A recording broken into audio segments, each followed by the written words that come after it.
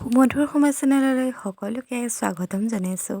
আজি বনাব লৈছিলোঁ ডিমৰ ৰেচিপি। আপোনালোকৰ লগত তাকে শ্বেয়াৰ কৰিছোঁ। মই জুইত বনাইছিলোঁ। চাওকচোন, প্ৰথমতে মই কেৰাহীখনত অকণমান তেল দি ল'লোঁ আৰু এতিয়া তাকে গৰম হ'ব দিম। তাতে মই পিঁয়াজ দি দিলোঁ আৰু এয়া হৈছে আমাৰ জুহাল ঘৰ, তাকে অকণমান আপোনালোকে দেখাও পালে আৰু এতিয়া মই বনাই আছোঁ ডিমৰ জোল। আচলতে এজন আলহী আহিছিল, তেওঁ মাছ মাংস নাখায়, সেয়েহে ডিম বনাবৰ বাবে মই এয়া প্ৰস্তুত কৰি ল'লোঁ সকলোখিনি। আৰু চাওকচোন, এটা ডিম বইল কৰি মই এইদৰে ফ্ৰাই কৰি ল'লোঁ। সেই সময়ত অকণমান কেমেৰাটো বন্ধ হৈ আছিল, মই নোৱাৰিলোঁ কৰিব।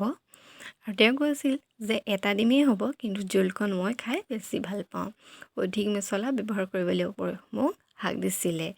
সেয়েহে এইদৰে বনালোঁ। এতিয়া মই পিঁয়াজখিনি যিহেতু অকণমান ৰং ধৰিবলৈ লৈছিলে, তেনেকুৱাতে দি দিলোঁ কাটি ৰখা মিহি মিহিকৈ বিলাহীখিনি। এতিয়া বিলাহীখিনি দি লৈ মই হেতাখন অকণমান লৰাই দিছোঁ এইদৰে, কাৰণ তেখেতে কৈছিলে আলহীজনে যে একেবাৰে সাধাৰণভাৱে বনাবা, কিন্তু মই জোল খাই বেছি ভাল পাওঁ, ডিম লাগিলে এটাই নহওক কিয়। আৰু আছিলেও সিমানেই এটাই। এতিয়া মই দি দিলোঁ আদা নহৰু থেতালি লোৱা আৰু দি লৈ এতিয়া মই হেতাখনেৰে অলপ ভালদৰে লৰাই দিম। আৰু সঁচাকৈ খাবলৈ কিন্তু খুবেই ভাল হৈছিলে। কেৱল এজন মানুহৰ বাবে বনোৱা এই ডিমৰ জোলকণ খাবলৈ খুব সুন্দৰ হৈছিল আৰু মোক জনাইছিল যে খুব ভাল লাগিল খাই। এতিয়া চাওকচোন, মই অতি কম মছলাৰে কিদৰে বনাই আছোঁ। এইখিনি মই এতিয়া হেতাখনেৰে ভালদৰে লৰাই দিয়াৰ পাছত মই এতিয়া ইয়াত কি ব্যৱহাৰ কৰিম আপোনালোকে মন কৰিব, কাৰণ মই অতি কম মছলা দি বনাইছিলোঁ। এতিয়া মই অকণমান সময়ৰ বাবে এইখিনি ঢাকি ৰাখিম, কাৰণ তাৰ কেঁচা গোন্ধটো যাব দিছোঁ। এতিয়া আদা নহৰু কেঁচা গোন্ধটো যিহেতু অলপ অলপ আঁতৰিবলৈ লৈছে, এতিয়া মই অকণমান এইখিনি আপোনালোকক দেখালোঁ। আৰু এতিয়া ইয়াতে মই দি দিছোঁ 1 চামুচমানৰ মিট মছলা। আৰু এতিয়া মই ইয়াতে ব্যৱহাৰ কৰিম হালধি। প্ৰয়োজন অনুসাৰে মই দি দিলোঁ হালধি। হালধিখিনি দি মই অকণমান লৰাই ৰাখিলোঁ। আৰু যিহেতু ইয়াত মই মিট মছলা 1 চামুচ ব্যৱহাৰ কৰিছোঁ আৰু মই ইয়াতে দি দিলোঁ হালধি, সেয়েহে মই দি দিম অকণ পানী। এইদৰে ভালদৰে লৰাই ৰাখিম আৰু মই ইয়াতে পানী ব্যৱহাৰ কৰিম। আপোনালোকে দেখা পাব, এয়া মই ইয়াতে দিছোঁ অকণমান পানী। এই পানীকণ মই অকণমান উতলি আহিবলৈ দিম আৰু লগতে একেবাৰে পানীখিনি শুকাই আহিবলৈ দিম, যাতে তাৰ পৰা তেল বিৰিঙি আহে। আৰু এইদৰেই মই বনাই ৰাখিম। আপোনালোকে বাৰু জুইত বনোৱা কোনে কোনে খাই জনাবচোন।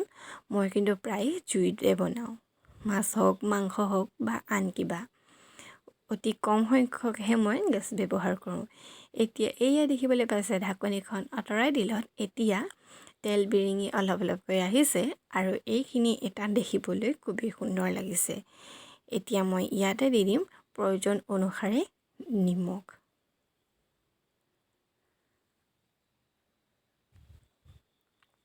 এয়া নিমখখিনি দিলোঁ আৰু মই ভালদৰে লৰাই দিলোঁ। মই অলপমান আলু মই বইল কৰি লৈছিলোঁ আৰু এতিয়া বইল কৰি লোৱা আলুখিনি ইয়াতে দি দিম টুকুৰা টুকুৰে। আৰু এই ৰেচিপিটো বনাওঁতে মোৰ আচলতে খুবেই কম সময়ৰ প্ৰয়োজন হৈছিল, সেয়েহে তেওঁলোকৰ লগতো শ্বেয়াৰ কৰিলোঁ।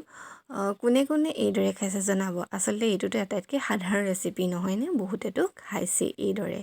আচলতে মই যিহেতু আজি বনালোঁ, সেয়েহে ভাবিলোঁ মই বনোৱা পদ্ধতিটো আপোনালোকৰ লগত শ্বেয়াৰ কৰোঁচোন। কোনে কোনে এইদৰে খাইছে জনাবচোন। আচলতে সকলোৱে এইদৰে প্ৰায় খায়েই নহয়নে। এতিয়া চাওকচোন, হেতাখনেৰে মই আলুখিনি অলপ অলপকৈ ভাঙি দিছোঁ, যাতে অকণমান জোলখন গ্ৰেভি হয়।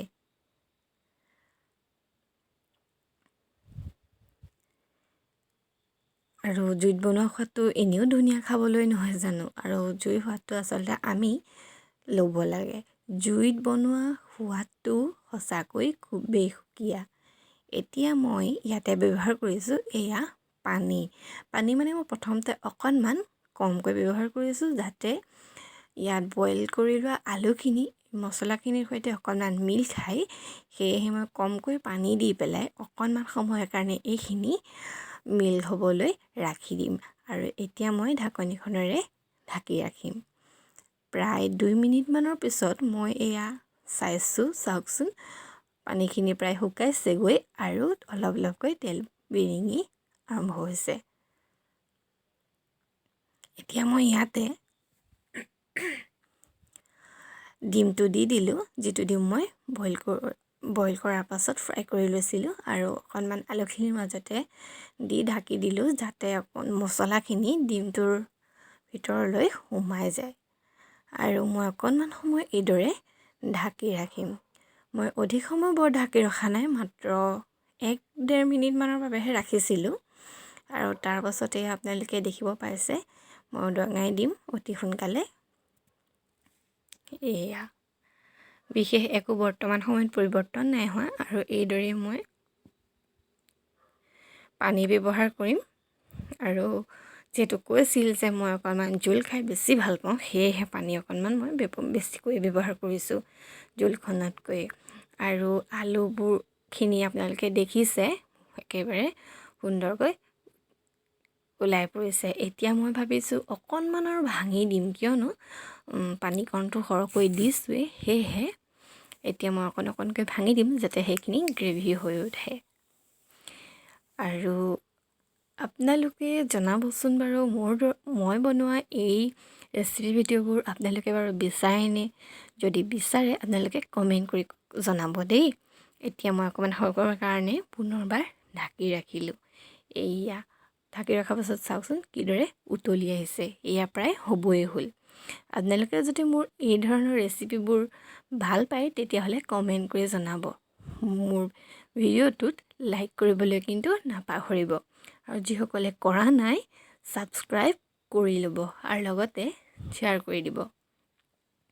আৰু যদি বেলেগ আপোনালোকে ভিডিঅ' বিচাৰে, মোক কমেণ্ট কৰি জনাব দেই। এতিয়া চাওকচোন মই আলুখিনি অলপ অলপকৈ কম পৰিমাণে ভাঙি দিছোঁ। সকলো নাভাঙো, মাত্ৰ অলপ অলপকৈ।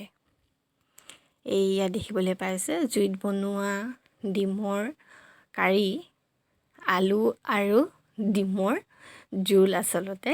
আৰু সেইখিনি মই এইদৰে বনালোঁ আৰু প্ৰায় হৈ উঠিছে। আৰু এই আপোনালোকে দেখিবলৈ পাইছে মই অলপ অলপকৈ ভাঙি দিছিলোঁ, আৰু এইখিনি প্ৰায় হ'ব হৈছেই। আৰু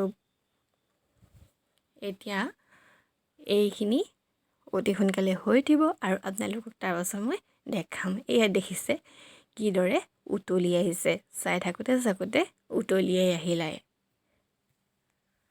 আৰু আপোনালোকক পুনৰবাৰ জনাম, মোৰ এই ভিডিঅ'বোৰ যদি আপোনালোকে ভাল পাইছে, তেতিয়াহ'লে কিন্তু কমেণ্ট এটা নকৰাকৈ নাথাকিব।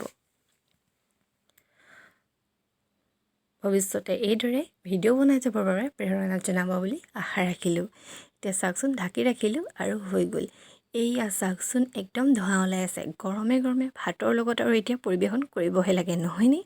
শেষলৈকে চোৱাৰ বাবে আপোনালোক সকলোকে ধন্যবাদ জনালোঁ।